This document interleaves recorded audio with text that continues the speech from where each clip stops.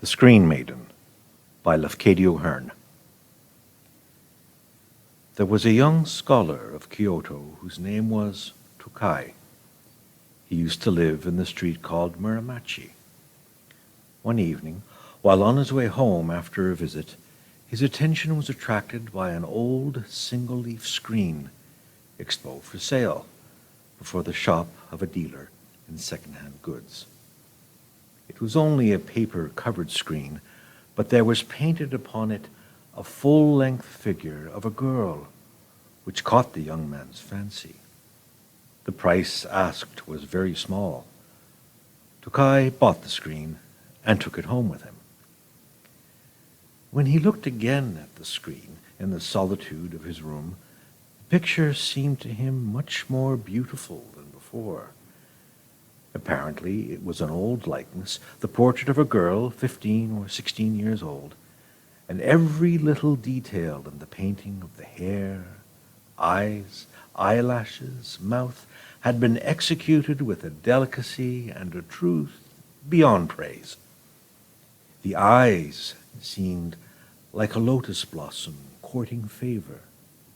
The lips were like the smile of a red flower. The whole young face was inexpressibly sweet.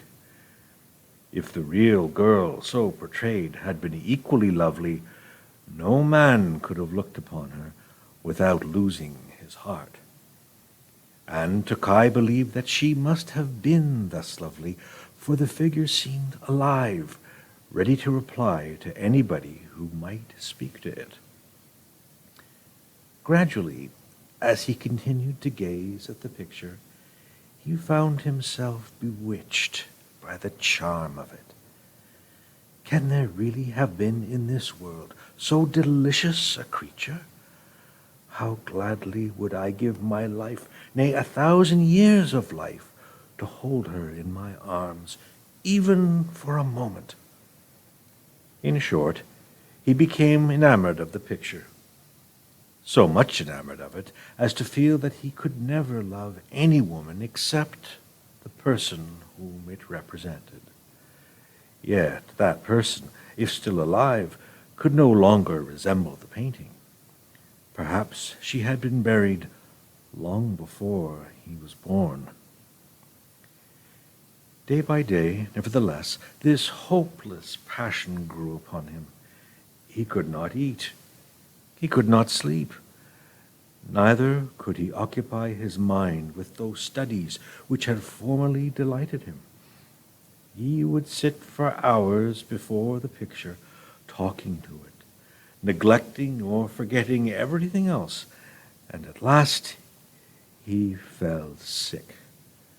So sick that he believed himself going to die. Now, among the friends of Tokai, there was one venerable scholar who knew many strange things about old pictures and about young hearts. This aged scholar, hearing of Tokai's illness, came to visit him and saw the screen and understood what had happened. Then Tokai, being questioned, confessed everything to his friend and declared, "If I cannot find such a woman, I shall die." The old man said, "That picture was painted by Hishigawa, painted from life. The person whom it represented is not now in the world. But it is said that Hishigawa painted her mind as well as her form, and that her spirit lives in the picture. So I think that you can win her." Tokai half rose from his bed and stared eagerly at the speaker. "You must give her a name," the old man continued, "and you must sit before her picture every day and keep your thoughts constantly fixed upon her, and call her gently by the name which you have given her, until she answers you." "Answers me!" exclaimed the lover in breathless amazement. "Oh, yes," the advisor responded. "She will certainly answer you, but you must be ready when she answers you, to present her with what I am going to tell you." "I will give her my life," cried Tokai. "No," said the old man, "you will present her with a cup of wine that has been bought at 100 different wine shops. Then she will come out of the screen to accept the wine. After that, probably, she herself will tell you what to do." With these words, the old man went away. His advice aroused Tokai from despair. At once he seated himself before the picture and called it by the name of a girl, over and over again, very tenderly. What name? The legend has forgotten to tell us. That day it made no answer, nor the next day, nor the next.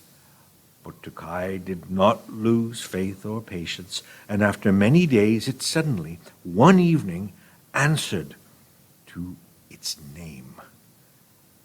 Yes.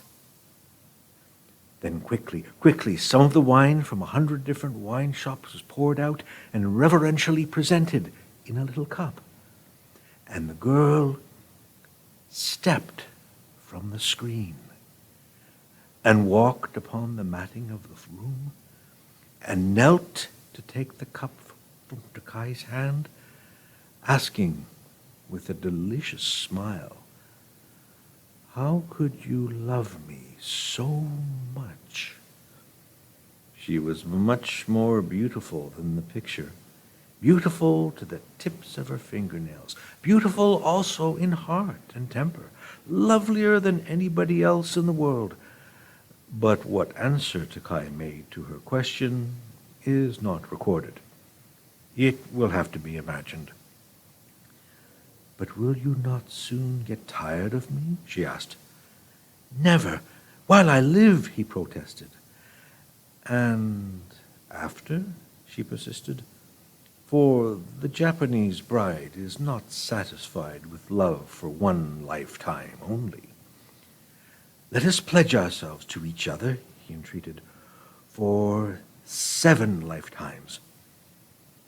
If you are ever unkind to me," she said, "I will go back to the screen."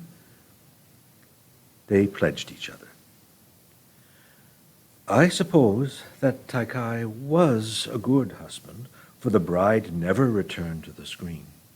That space that she had occupied upon it remains a blank.